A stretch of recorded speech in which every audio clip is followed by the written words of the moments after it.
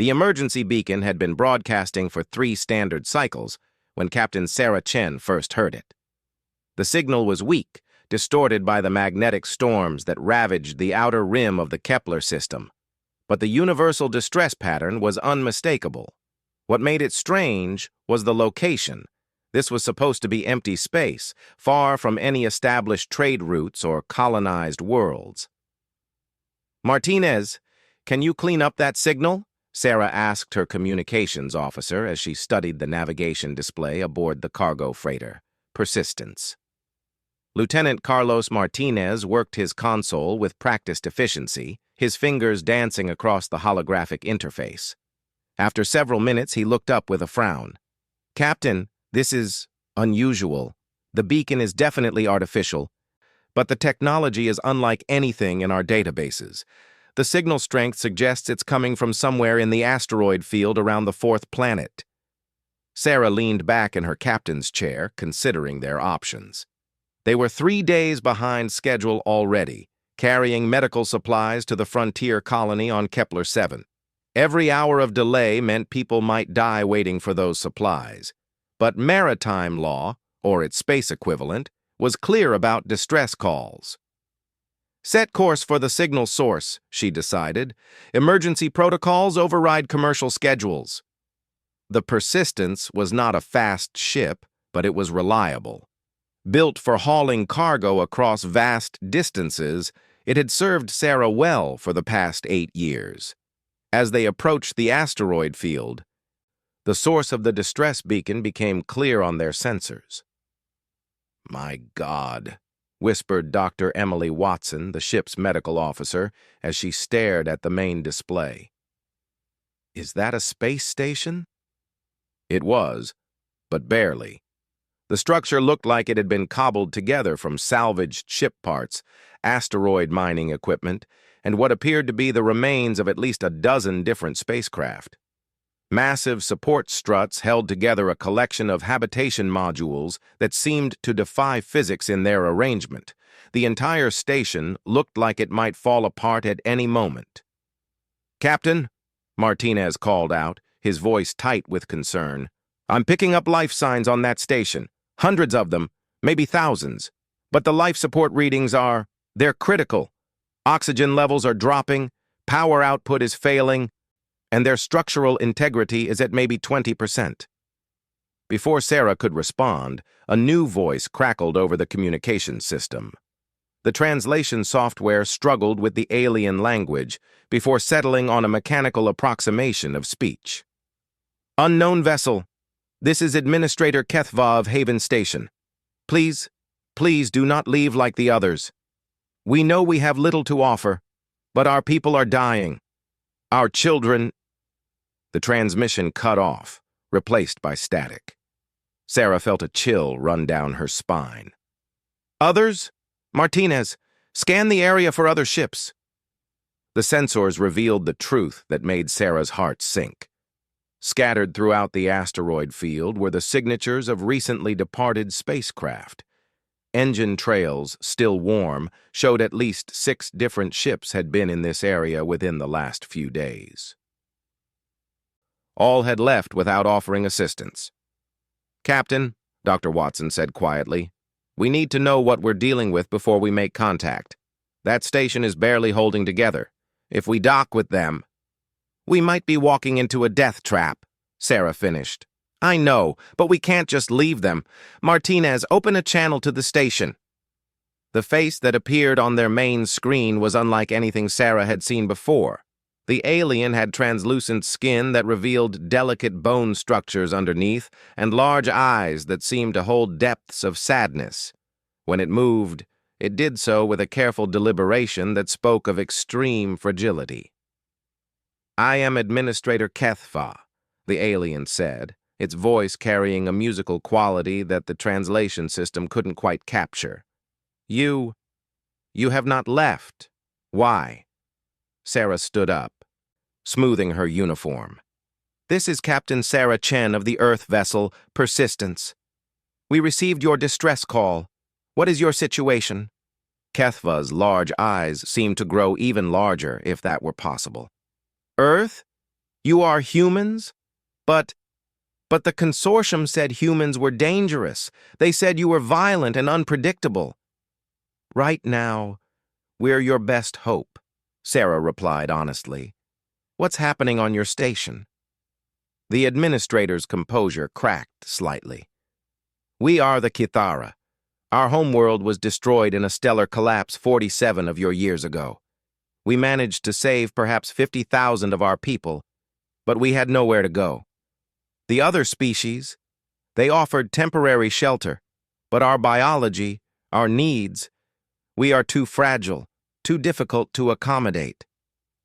Sarah's engineer, Chief Petty Officer Jackson, had been running scans of the station during the conversation. He looked up grimly. Captain, that thing is a masterpiece of desperation engineering. They've somehow managed to create a closed ecosystem using scraps and salvage, but it's failing fast. Their atmospheric processors are running at 2% efficiency. Their power grid is held together with what looks like wire and hope, and their gravity generators are operating far beyond safe parameters. Kethva continued, seemingly oblivious to Jackson's analysis. We built Haven Station from the hulks of ships that took pity on us, from mining equipment we traded for, from anything we could find. For 30 years we have survived here, but now our children are being born weaker than ever. Our food synthesizers are failing. The other species, they come sometimes, but when they see our condition, they leave. They say we are a lost cause, that it would be kinder to let us die with dignity. How many of you are there? Dr. Watson asked gently. 47,432 as of this morning, Kethva replied, with the precision of someone who counted every life. We lost 6 more yesterday. Sarah felt the weight of command settle on her shoulders. Her cargo hold was full of medical supplies destined for Kepler 7th, but those were for a colony of 30,000 humans who were dealing with a manageable outbreak of Rigelian flu. Serious, but not immediately fatal. These aliens were facing extinction. Kethva, we're going to dock with your station. I want to see your situation firsthand before we determine how we can help. The administrator's expression shifted to something that might have been hope, but tempered with deep wariness. Captain Chen, I must warn you. Our station is not safe for most species. The atmosphere has trace elements that are toxic to many races. The gravity fluctuates unpredictably, and we carry diseases that have adapted to our weakened immune systems. This is why the others leave. Dr. Watson, what's your assessment? Sarah asked. The medical officer was already analyzing the atmospheric data. We can handle it with environmental suits for a short time. As for the diseases, our immune systems are pretty robust, and we have broad-spectrum vaccines. It's a risk, but a manageable one. Sarah made her decision. Kethva, we're coming aboard. Prepare a docking port. The docking procedure was harrowing. The station's docking systems were a patchwork of different technologies that barely functioned together. It took Jackson's considerable engineering skill and a fair amount of luck to achieve a secure connection without damaging either vessel. When the airlock finally opened, Sarah got her first real look at the Kithara. They were even more delicate than the communication screen had suggested. Tall and slender to an extreme degree, they moved like dancers, each step careful and considered.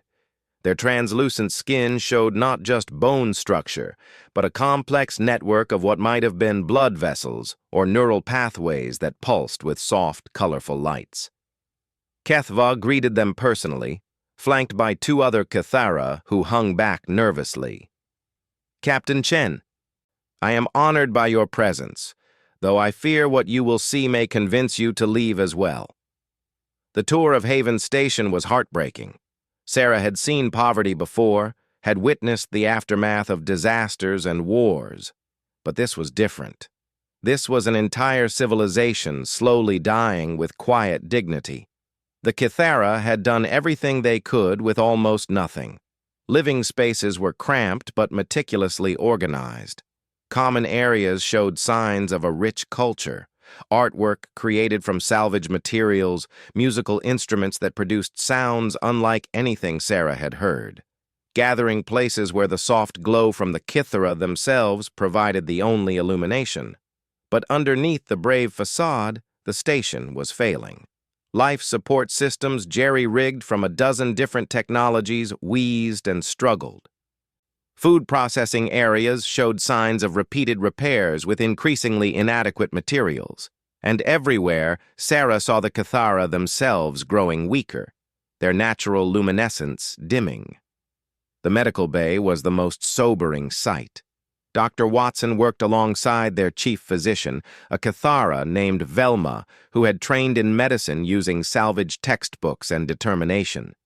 The patients were heartbreaking. Children whose bones were too fragile to support their growth. Adults suffering from malnutrition disguised by their natural grace.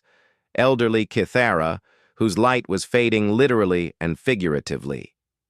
The worst part, Velma explained to Dr. Watson, is that we are forgetting who we were. Our children know only this station, this struggle for survival. They have never seen a sunset, never felt rain, never experienced the crystal gardens of our home world. We are becoming something less than we were, diminished by each passing generation. Dr. Watson ran her medical scanner over a young kithara child who couldn't have been more than 7 years old by human standards. The readings made her heart ache. The malnutrition is severe, but it's more than that.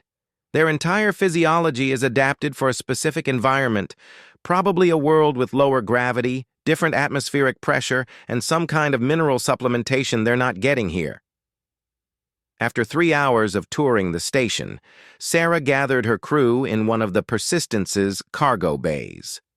The weight of what they had seen hung heavy over all of them. "All right, people, let's be honest about our situation," Sarah began. "These people are dying, not quickly, not dramatically, but inevitably. They've been slowly fading away for decades, and the rest of the galaxy has decided they're not worth saving." Chief Jackson spoke up first. "Captain, I've been running calculations on their systems. With the right materials and about 6 months of work, I could stabilize their life support, maybe even improve it. But the materials we'd need, it would cost more than most trading companies make in a year." "And medically," Dr. Watson added, "they need more than just treatment. They need environmental modifications, specialized nutrition, possibly even genetic therapy to help them adapt to station life. It's not impossible, but it would require resources and expertise that goes way beyond what we can provide." Martinez looked up from his datapad. "I've been monitoring galactic communications channels. There are refugee placement programs, but every species that's offered to help the kithara has eventually backed out. The Altarians said their worlds couldn't accommodate such fragile beings. The Centauri Collective claimed their atmospheres were incompatible. Even the Vegan trading guilds, who usually welcome anyone with skills to offer, decided the kithara were too high maintenance." Sarah felt anger building in her chest. "So the galaxy has written them off as too inconvenient to save?" "It's not that simple, Captain," Dr. Watson said gently. "Most species genuinely can't help them. The kithara's needs are so specific, so demanding, that accommodating them would require massive infrastructure changes, and for a civilization that's already struggling with their own problems—" "But we could help them," Sarah interrupted. "Humans have always been good at adapting, at finding solutions to impossible problems. We've terraformed dead worlds, built cities in space, survived in environments that should have killed us. If anyone can figure out how to save the kithara, it's us." Chief Jackson nodded slowly. "The captain's right. Humans are crazy enough to try what everyone else calls impossible. But we're talking about a massive commitment. This isn't a rescue mission that ends when we drop them off somewhere safe. This is adopting an entire dying civilization." Sarah looked at each of her crew members. These were good people, people she trusted with her life. But what she was considering would ask more of them than any captain had a right to ask. "I'm not going to order any of you to do this," she said finally. "If we commit to helping the kithara, It means turning our backs on our cargo run, losing our commercial contracts, and probably spending the rest of our lives trying to keep these people alive. It means becoming outcasts in the galactic community, because apparently caring about a dying race makes you a fool. Martinez was the first to speak. Captain, I've got a wife and kids back on Earth, but I also remember why I joined the merchant fleet. It wasn't for the money or the adventure. It was because space is big and empty and scary, and sometimes the only thing standing between someone and death is another person willing to help. Dr. Watson nodded. I took an oath to first do no harm. Walking away from the Cathara, leaving them to die when we might be able to help, that would do harm. Chief Jackson grinned. The first smile Sarah had seen since they'd boarded the station. Besides, Captain, you know what they say about humans. We're too stupid to know when something's impossible. Sarah felt a warmth spread through her chest that had nothing to do with the ship's climate control. All right, then. Let's go save a civilization. Martinez, send a message to Earth Fleet Command. Tell them we've encountered a humanitarian crisis and are invoking emergency protocols. Jackson, start making a list of everything we'll need to stabilize this station. Watson, work with their medical staff to assess immediate needs. As her crew dispersed to their tasks, Sarah stood alone in the cargo bay, surrounded by medical supplies destined for Kepler 7th. She activated her personal communicator and began recording a message that would probably end her career in commercial shipping. This is Captain Sarah Chen of the merchant vessel, Persistence. I am formally requesting emergency support for a refugee population of approximately 47,000 Cathara survivors. Their situation is critical, and they have been abandoned by all other spacefaring civilizations. I am committing my ship and crew to their assistance, regardless of commercial or political consequences.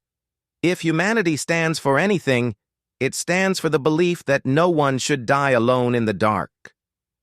She paused the recording and looked out through the cargo bay's small porthole at Haven Station. The ramshackle structure looked fragile against the backdrop of space, like a soap bubble that might pop at any moment. But inside that bubble were nearly 50,000 souls who refused to give up, who had spent decades fighting for survival with nothing but determination and hope. Sarah smiled and resumed her recording. To any human vessel receiving this message, the Cathara need us. They don't need us to be perfect. They don't need us to be heroes. They just need us to be human. And sometimes, that's enough. 3 months after first contact with the Cathara, Sarah Chen stood in what had once been the Persistence's main cargo bay, now converted into a combination workshop and meeting room. The space buzzed with activity as human engineers worked alongside Cathara technicians, their different approaches to problem-solving creating a symphony of controlled chaos. The response to Sarah's emergency message had been swift. Though not exactly what she had expected, Earth Fleet Command had been initially skeptical, but when the full scope of the Cathara situation became clear, something unprecedented happened. Instead of an official military response, volunteers began arriving. Dr. Michael Torres, a xenobiologist from Luna University, had been the first. He'd arrived on a private research vessel with a team of graduate students and enough equipment to establish a proper scientific research station. I've spent my entire career studying alien physiology, he had told Sarah when he docked with Haven Station. This is the chance of a lifetime to actually help a species survive. Within weeks, more ships had arrived. The cargo hauler, Lucky Strike, captained by a grizzled veteran named Elena Rodriguez, brought fabrication equipment and raw materials. The medical ship, Hippocrates, arrived with a full trauma team and mobile surgical units. Most surprisingly, the luxury yacht Golden Horizon showed up carrying Dr. Susan Nakamura, one of Earth's most renowned environmental engineers, along with enough personal wealth to fund the operation for months. But the real game changer had been the arrival of the collective dream, a massive colony ship that had been decommissioned after completing its mission to establish New Geneva in the Tau Ceti system. Its captain, David Park, had heard Sarah's message and made a decision that probably violated a dozen Earth Fleet regulations. The ship was headed for scrap anyway, Park had explained with a shrug. Seemed like a waste when there are people who need homes. Now, the collective dream was slowly being integrated with Haven Station, its massive hull providing both structural support and vast new living spaces for the Cathara. But the integration process was proving more complex than anyone had anticipated. The problem, Chief Jackson explained to the assembled team of engineers, is that Cathara technology operates on completely different principles from ours. Where we use brute force and redundancy, they use elegance and efficiency. Our systems are designed to be repaired by anyone with basic training. Theirs require an almost artistic understanding of harmonic resonance and energy flow. HFY, who had become the liaison between the Cathara and their human helpers, gestured to a delicate crystalline structure that hummed with barely audible music. This is our primary atmospheric processor. It does not simply filter air. It sings the molecules into harmony. Your machines are loud. They create discord that interferes with our systems. Dr. Torres leaned forward, fascination evident in his voice. It's not just technology. Everything about Cathara civilization is based on resonance and harmony. Their biology, their social structures, even their language. They literally think differently than any species we've encountered. Sarah watched as her chief engineer struggled with the concept. Jackson was brilliant with mechanical systems, but the Cathara approach to technology was more art than science. It had taken weeks just to understand why their attempts to boost the station's power output kept failing. The human upgrades were creating harmonic interference that caused the entire system to become unstable. The breakthrough had come when Dr. Watson made an unexpected observation during a medical examination. Their nervous systems aren't just biological, she had reported. They're crystalline structures that resonate with specific frequencies. When they're healthy and well-fed, they literally vibrate at optimal frequencies. When they're stressed or sick, the harmonic patterns become chaotic. This revelation had led to a complete rethinking of how to help the Cathara. Instead of replacing their technology with human equivalents, they needed to find ways to make human and Cathara systems work together. The solution came from an unexpected source. Maria Santos, a young acoustic engineer who had arrived on the Lucky Strike. She had been studying Cathara technology for weeks when she made a connection that changed everything. It's like they're all part of one massive instrument, Maria explained to a gathering of humans and Cathara in the station's central garden. Every individual, every piece of technology, every living space is tuned to create harmony together. When they're all working properly, the entire station should be like a symphony. Velma, the Cathara chief physician, confirmed Maria's theory with visible excitement. Yes, you understand. This is why we have been failing. As we have grown weaker, as our numbers have decreased, as our technology has degraded, we have lost the harmony. We are like an orchestra where half the instruments are broken. The implications were staggering. Saving the Cathara wasn't just about fixing their life support systems or providing medical care. It was about restoring an entire civilization's ability to exist in harmony with itself. The work that followed was unlike anything anyone had attempted before. Human engineers learned to tune their machinery to complement Cathara resonance frequencies. Cathara technicians taught their human counterparts to feel the subtle vibrations that indicated system health. Dr. Watson worked with Velma to develop treatments that addressed not just physical symptoms, but harmonic imbalances in Cathara physiology. The children were the key to everything. Unlike the adults who had lived through the trauma of losing their homeworld and decades of gradual decline, the station-born Cathara children were naturally adapting to their environment. Their resonance patterns were different from their elders, more flexible and resilient. "They're evolving," Dr. Torres explained during one of his weekly briefings. "Not biologically exactly, but harmonically. Each generation born on the station is better adapted to life here. If we can stabilize their environment, they'll thrive." But stabilization proved to be an enormous challenge. The Cathara's needs were incredibly specific. The atmospheric mixture had to maintain precise ratios of gases that existed naturally on their lost homeworld. The gravity generators needed to provide not just correct intensity, but proper distribution. The Cathara were sensitive to gravitational gradients that humans couldn't even detect. Most critically, the entire environment needed to maintain harmonic resonance patterns that supported their unique physiology. Sarah found herself working 18-hour days, coordinating between teams of specialists while dealing with an increasingly complex logistical nightmare. Supplies needed to be brought in from across human space, and each delivery risked attracting unwanted attention from galactic authorities who viewed the human intervention as disruptive to established policies. The first real crisis came during Week 10 of the integration project. A cascade failure in the station's primary harmonic stabilizer sent shockwaves through every connected system. Lights flickered throughout the station as the carefully maintained resonance patterns collapsed into chaos. Sarah was in the Collective Dreams Command Center when the alarms started blaring. Emergency lights cast eerie shadows as she rushed to the communications station, where Martinez was frantically trying to coordinate repair efforts. "Captain, it's bad," Martinez reported. "The harmonic cascade is affecting everything connected to the main grid. Life support is dropping across 6 sectors, and the Cathara they're collapsing." Through the viewports, Sarah could see Cathara moving through the corridors with obvious difficulty.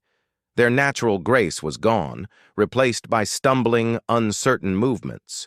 Their luminescent skin, which normally provided a soft, steady glow, flickered erratically, like dying light bulbs. Dr. Watson's voice crackled over the intercom from the medical bay. "Sarah, I need you to see this. The harmonic disruption is affecting them at a cellular level. Their nervous systems are going into shock. If we can't restore stability in the next few hours, we're going to lose them." Sarah closed her eyes for a moment, feeling the weight of 47,000 lives pressing down on her. This was what the other species had been afraid of. The Cathara weren't just fragile. They were impossibly delicate, requiring conditions so precise that the slightest disruption could be fatal. But as she opened her eyes and looked around the command center, she saw something that gave her hope. Human and Cathara crew members were working side by side, their combined efforts focused on solving the crisis. Despite the language barriers and different ways of thinking, they had learned to communicate, to trust each other. "All right, people," Sarah announced over the general intercom.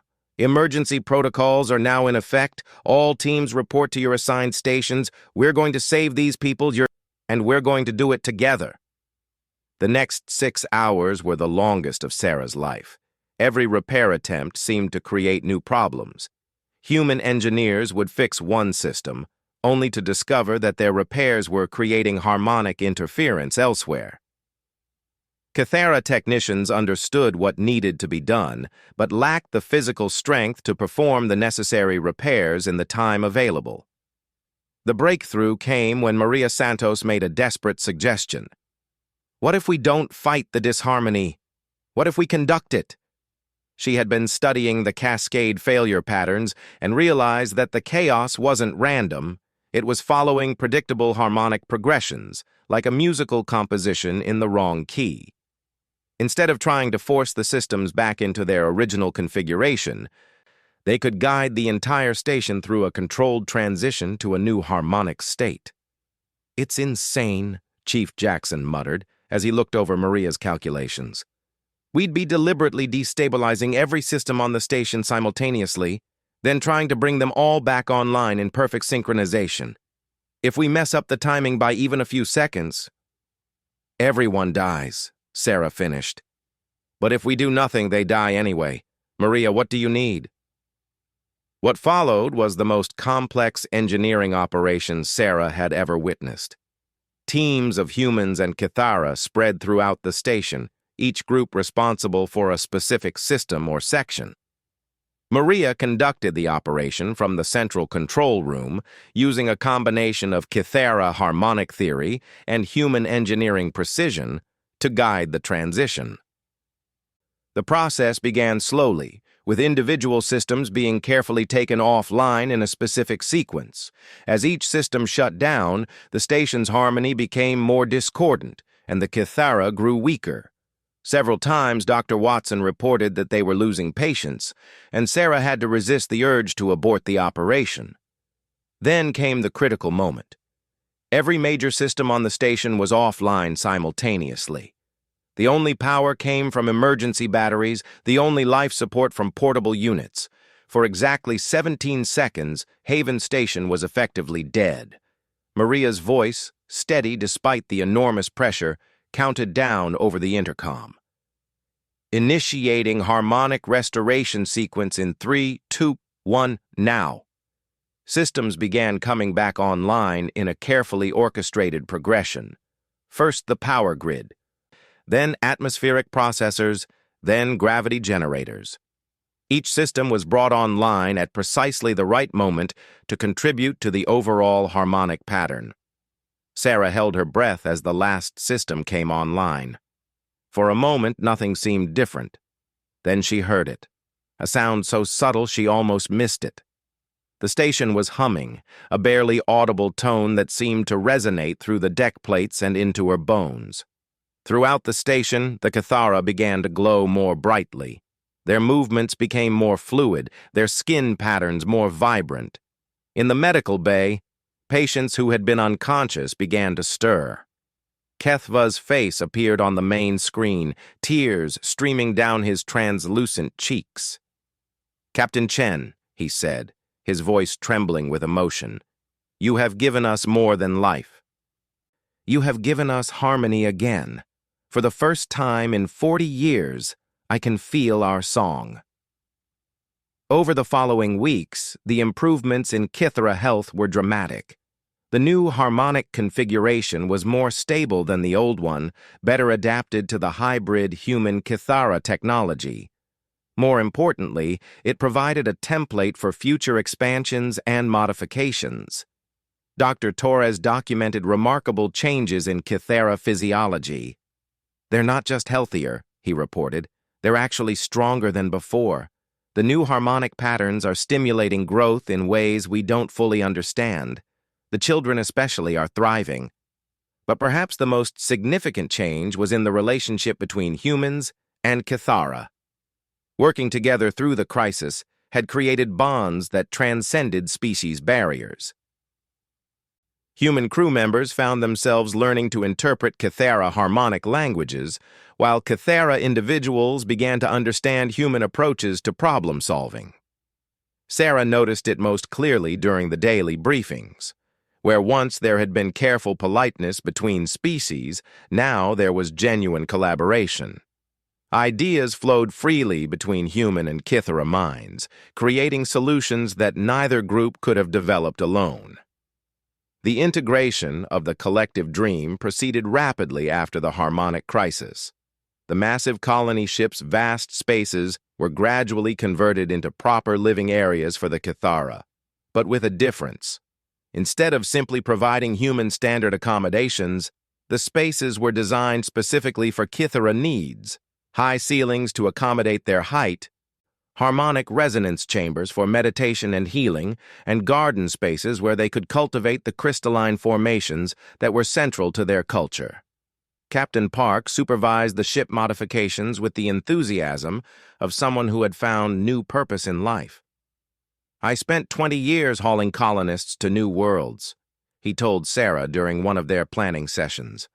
"This is the first time I've felt like I was actually helping people build something meaningful." The transformation was remarkable. Within months, what had been a dying refugee camp became a thriving community.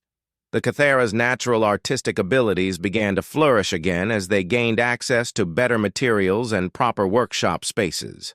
Their music, which had been reduced to whispered fragments during the dark years, swelled into complex symphonies that could be heard throughout the integrated station. But success brought new challenges. Word of the human intervention had spread throughout the galaxy, and not all reactions were positive. The Galactic Consortium, the loose alliance of spacefaring civilizations that governed interstellar relations, viewed the human actions as a dangerous precedent. "You've made them dependent on you," argued Coordinator Zex Prime during a tense video conference with Sarah. The reptilian alien's scales shifted color in patterns that the translator rendered as disapproval. "What happens when humanity loses interest? What happens when your resources are needed elsewhere? You've given them false hope." Sarah felt her temper rising. False hope? These people were dying, abandoned by everyone else in the galaxy. We gave them a chance to live. And in doing so, you've destabilized the established order, Zex Prime replied coldly. Other refugee populations will now expect similar assistance. Resources that should be allocated efficiently across multiple crises will be wasted on impossible cases. The argument continued for over an hour, but Sarah knew it was futile. The consortium operated on principles of cold efficiency. From their perspective, the Cathara were a mathematical equation that didn't balance. The resources required to save them outweighed their potential contribution to galactic civilization. But humans had never been good at cold equations when lives were at stake.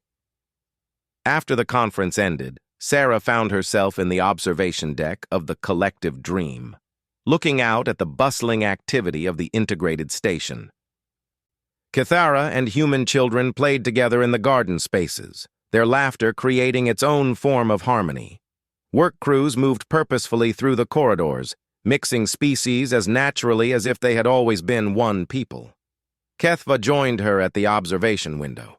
His appearance had changed dramatically over the past months. Where once he had seemed fragile and fading, he now glowed with vibrant health. His movements were confident, graceful, in the way that spoke of a people who were meant to dance among the stars. "You are troubled by the consortium's words," he observed. It wasn't a question. The Cathara had become remarkably good at reading human emotions. "They think we've made a mistake," Sarah admitted. "They think we've committed to something we can't sustain." Kethva was quiet for a long moment, watching a group of children from both species working together on some sort of art project. "Captain Chen, may I tell you about the concept of Kithel Vam? It does not translate well into your language, but it means something like the harmony that strengthens all voices." He gestured toward the children. "Your people and mine, we are very different. You build with force and redundancy. We build with grace and precision. You think with logic and determination. We think with intuition and flow. Alone, each approach has limitations. But together..." As if to illustrate his point, one of the art projects suddenly came to life with light and music. The children had somehow combined human engineering with Cathara harmonic principles to create something beautiful and impossible. "Together," Kethva continued, "we create Kithelvam. We make each other stronger. This is not dependence, Captain. This is symbiosis." Sarah felt a smile spreading across her face as she watched the children celebrate their creation. Maybe the consortium was right about the resources and the challenges. Maybe this commitment would prove more difficult than anyone anticipated. But looking at the thriving community around her, listening to the harmony that filled the station, she knew with absolute certainty that they had made the right choice.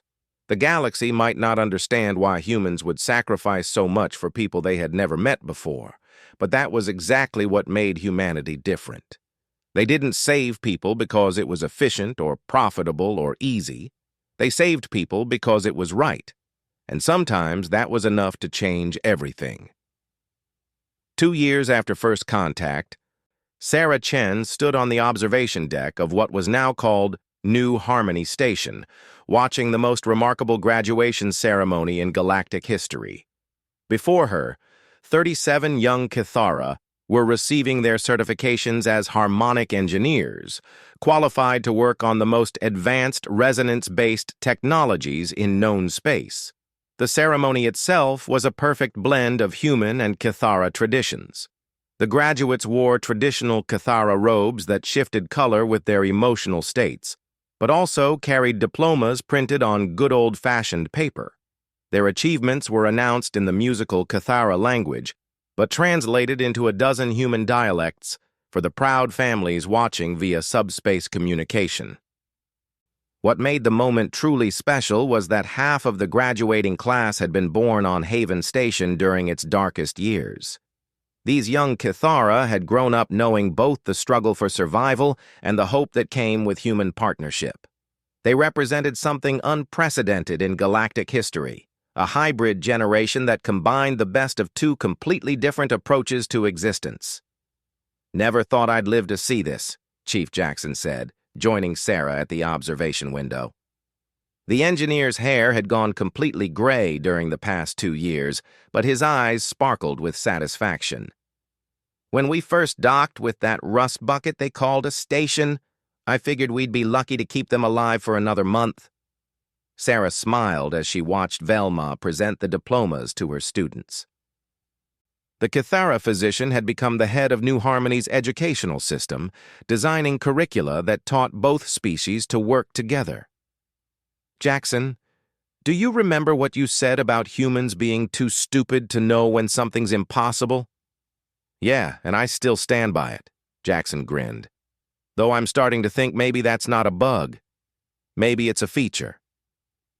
The transformation of Haven Station had exceeded everyone's wildest expectations.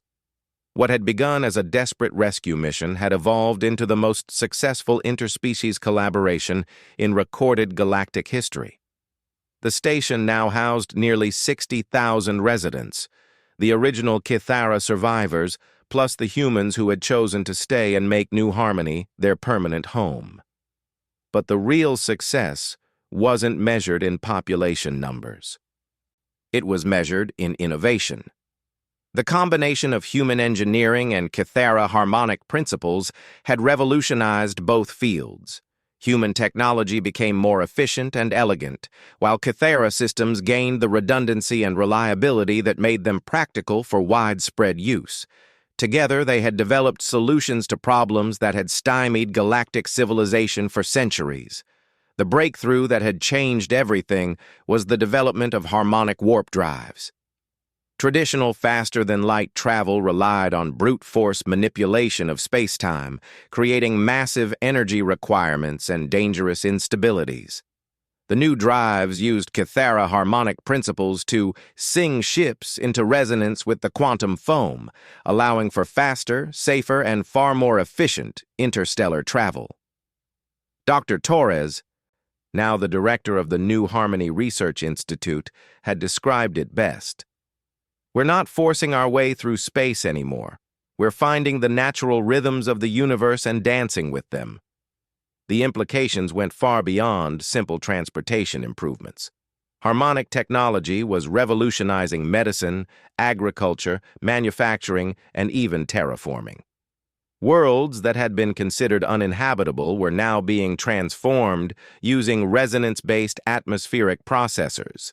Diseases that had plagued multiple species for millennia were being cured by treatments that addressed harmonic imbalances at the cellular level. Sarah's contemplation was interrupted by the arrival of Captain Elena Rodriguez, now the station's security chief. Elena had volunteered to stay after her initial supply run and had become one of the most respected figures in the growing community. "Sarah, you need to see this," Elena said, holding out a data pad with obvious excitement. "The latest reports from Earth." Sarah read the contents with growing amazement. The success of New Harmony had triggered a wave of similar projects throughout human space. teams of volunteer humans were seeking out other impossible refugee populations, other species that had been written off by galactic civilization. More importantly, they were having remarkable success. The delicate crystalline hive minds of Proxima 7, considered too alien for normal interaction, were now partners in developing quantum communication networks. The gaseous philosophers of the Veil Nebula, who existed as sentient cloud formations, had taught humans new approaches to atmospheric engineering that were transforming hostile worlds into gardens. Most surprisingly, the unstable reality shifters of the Gamma Quadrant, who had been quarantined for their unpredictable effects on local space-time, were working with human physicists to develop new theories of parallel universe interaction. Every species the galaxy gave up on, Elena observed, humans are finding ways to work with them. And every partnership is creating new technologies, new possibilities. Sarah nodded, but her attention was caught by movement outside the observation deck. A fleet of ships was approaching the station, sleek vessels bearing the insignia of various galactic civilizations. She recognized the distinctive designs of Altarian science ships, Centauri diplomatic vessels, and even a massive consortium dreadnought. "Looks like our guests are arriving for the ceremony," Elena noted, with a hint of tension in her voice. The arrival of the galactic delegation had been unexpected. For 2 years, most of the galaxy had watched the New Harmony project with skepticism, waiting for it to fail spectacularly. The consortium had continued to insist that the human approach was unsustainable and dangerous. But as the successes mounted and new technologies began spreading throughout human space, attitudes had started to shift.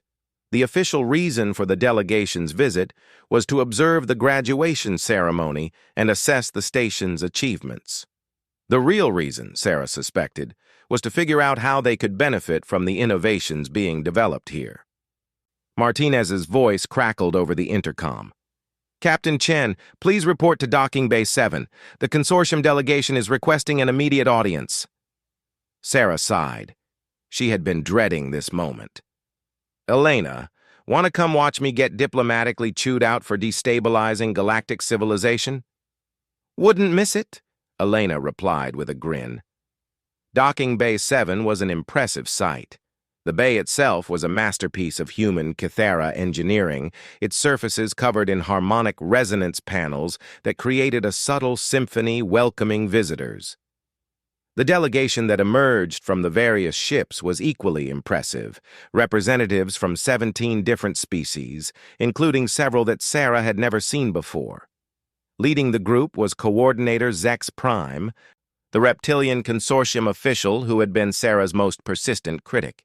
His scales were shifting through colors that the translation matrix identified as formal displeasure mixed with grudging respect. "Captain Chen," Zex Prime began, his voice carrying the weight of official authority, "the Consortium Council has sent us to conduct a formal evaluation of this experiment." Sarah kept her expression neutral. "You're welcome to observe whatever you like, Coordinator. We have nothing to hide." "Indeed," Zex Prime replied dryly. "Your openness in sharing your technological developments has been noted, as has the rather dramatic effect these developments are having on established galactic trade relationships." Sarah felt a chill. She had known this day would come. The new technologies emerging from human-Kythera collaboration weren't just revolutionary. They were disruptive to existing economic and political structures. Species that had built their wealth on controlling specific technologies suddenly found themselves obsolete. "We've shared our discoveries with anyone willing to learn," Sarah said carefully. "We believe knowledge should benefit everyone." "How admirably naive," interjected Ambassador Veltar of the Altarian Republic, her crystalline features reflecting light in patterns of annoyance. "Your sharing has destabilized markets that took millennia to establish. The Centauri Collective has lost 40% of their warp drive manufacturing contracts. The Vegan trading guilds are facing bankruptcy as their shipping monopolies collapse. Elena stepped forward, her expression hardening. So what?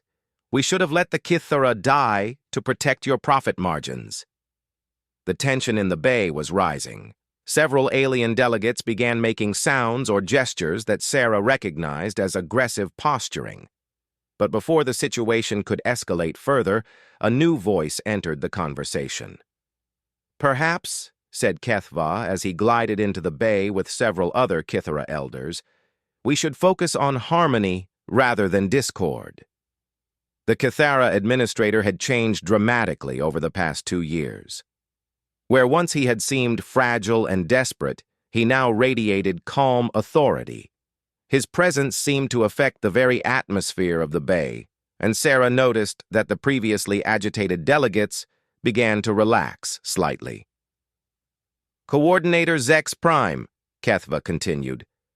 You speak of destabilized markets and collapsed monopolies, but has galactic civilization become stronger or weaker as a result of our partnership with humanity?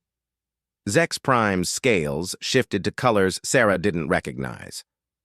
That remains to be determined.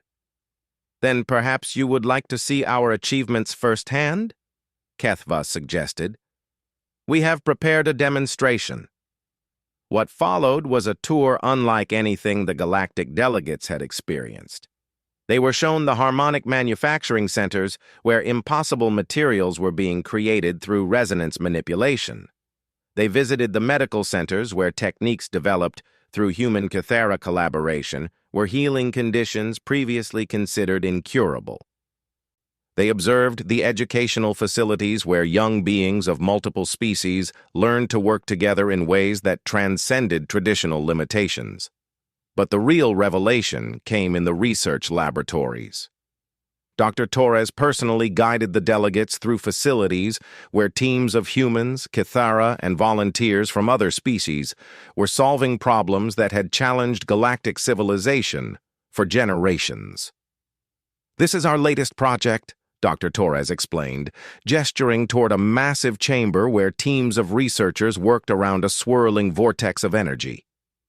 We're developing a harmonic approach to dark matter manipulation. If successful, it could provide unlimited clean energy for every world in the galaxy. Ambassador Veltar leaned forward, her crystalline features reflecting fascination despite herself. Unlimited energy? That's impossible. Dark matter interactions require such massive equipment that only the largest civilizations can afford the infrastructure. That's the old way of thinking, replied Dr. Maria Santos, who had become the lead researcher on the project. We're not trying to overpower dark matter. We're learning to sing with it, to find its natural resonance patterns. The Kithara taught us that the universe is music, not machinery. As the tour continued, Sarah noticed a subtle change in the delegates' attitudes. The initial hostility was giving way to something she hadn't expected: wonder. These were representatives of civilizations far older and supposedly far more advanced than humanity, yet they were seeing possibilities they had never imagined. The turning point came when they reached the terraforming laboratory. Here, teams of humans and Kethra were developing techniques to transform dead worlds into living ecosystems using harmonic principles. But what captured the delegates' attention wasn't the technology. It was the scale of the vision. You're planning to terraform how many worlds? Asked Representative Mordu of the Silicon Collective, his rock-like features expressing astonishment. All of them, replied Dr. Nakamura simply. Every dead world, every marginal system, every place where life could exist but doesn't. We're not talking about expanding territory or claiming resources. We're talking about creating homes for everyone who needs them. The silence that followed was profound. For millennia, galactic civilization had operated on principles of scarcity and competition. Resources were limited, space was contested, and survival was a zero-sum game. The human Kithara vision was something entirely different: abundance through cooperation, strength through diversity, harmony through understanding. Coordinator Zex Prime was the first to speak. Your vision is ambitious, but surely you realize the practical limitations. The resources required, the coordination necessary between species, would be easier with help, Sarah interjected. We're not trying to do this alone. We're trying to show that it's possible. But imagine what could be accomplished if every species in the galaxy contributed their unique strengths to the effort. The discussion that followed lasted hours. The delegates raised every conceivable objection, economic, political, practical, and philosophical. But for each obstacle they identified, the new Harmony team had either a solution already in development or a plan to find one. As the official discussions wound down, Sarah found herself in a private conversation with Zex Prime in the station's central garden. The space had become one of her favorite places on the station, a perfect blend of human engineering and Kithara artistry, filled with both earth plants and the crystalline formations that were central to Kithara culture. I admit, Zex Prime said, his scales shifting to patterns Sarah had learned to interpret as thoughtful consideration. This is not what I expected to find here. What did you expect? Sarah asked. Failure? Chaos? The inevitable collapse that comes when resources are wasted on impossible cases. Zex Prime paused, watching a group of children from multiple species playing together among the crystal formations. Instead, I find possibility. Sarah nodded. That's the thing about humans. We specialize in impossible cases. Indeed, and perhaps that is what the galaxy needs. Zex Prime turned to face her directly. Captain Chen, the Consortium Council authorized me to make an offer. We would like to establish formal partnerships with New Harmony Station, not to control or direct your research, but to support and expand it. Sarah felt a surge of hope, but also wariness. What kind of partnerships? Resource sharing, technological exchange, coordinated research efforts.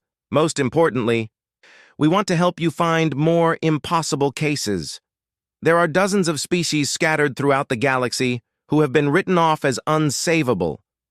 If humanity is willing to take them on, we are, Sarah said without hesitation. But not as charity cases, as partners. Every species has something unique to contribute. Even the ones considered failures? Especially those, Sarah smiled. They've usually learned things about survival and adaptation that the successful species never needed to understand. The formal agreements were signed the next day, but the real celebration was the graduation ceremony.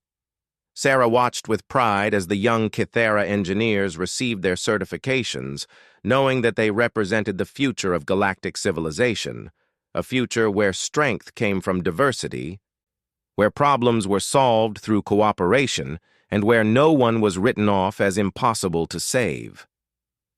As the ceremony concluded, Kethva joined her at the observation deck once more. The view had changed dramatically since their first meeting. Instead of a dying refugee camp surrounded by the debris of abandoned hope, they looked out at a thriving community where the lights of dozens of species created a constellation of possibility. When we first met, Kethva said softly, I asked you why humans had not left like the others. Do you remember your answer? Sarah nodded. I said we were your best hope. You were wrong, Kethva replied. And Sarah felt a moment of concern before he continued. You were not our best hope. You were our salvation. But more than that, you have become our partners in creating a new kind of civilization. He gestured toward the bustling activity visible through the observation windows. Look around you, Captain Chen. This is not just a successful rescue mission. This is a revolution. You have shown the galaxy that cooperation is stronger than competition, that diversity is more powerful than uniformity, that love is more effective than efficiency. Sarah felt tears forming in her eyes as she watched the life flowing through the station. Human and Kithara, young and old, Scientists and artists and engineers and dreamers, all working together to build something greater than any of them could have achieved alone. The other species forsook us, Kethva continued, but humans remained, and in remaining, in refusing to accept that some people are beyond saving, you have changed everything. The galaxy will never be the same. Sarah smiled, thinking about the reports from Earth, about the other impossible cases being rescued, about the new technologies being developed and shared freely across human space. The consortium delegation would return to their worlds with stories of what was possible when people chose cooperation over competition, hope over efficiency, love over profit. No, she agreed, watching a transport ship arrive with another team of human volunteers ready to help with the next impossible case. The galaxy will never be the same. And that, she thought, was exactly as it should be. Humans had found their place in the cosmic community not by being the strongest or the smartest or the most advanced, but by being the ones who refused to give up on anyone. They were the species who stayed when others left, who saw potential where others saw only problems, who believed that everyone deserved a chance to sing their part in the great harmony of existence. In the end, that was humanity's greatest strength. Not their technology or their weapons or their intelligence, but their stubborn, wonderful, impossible belief that everyone mattered.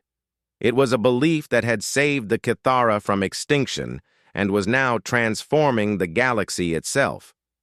As Sarah watched the stars beyond the station, she smiled at the thought of all the impossible cases still out there, waiting for someone to refuse to give up on them. And she knew that wherever they were, whatever their needs, humanity would find them. After all, humans specialized in impossible cases, and sometimes that was exactly what the universe needed.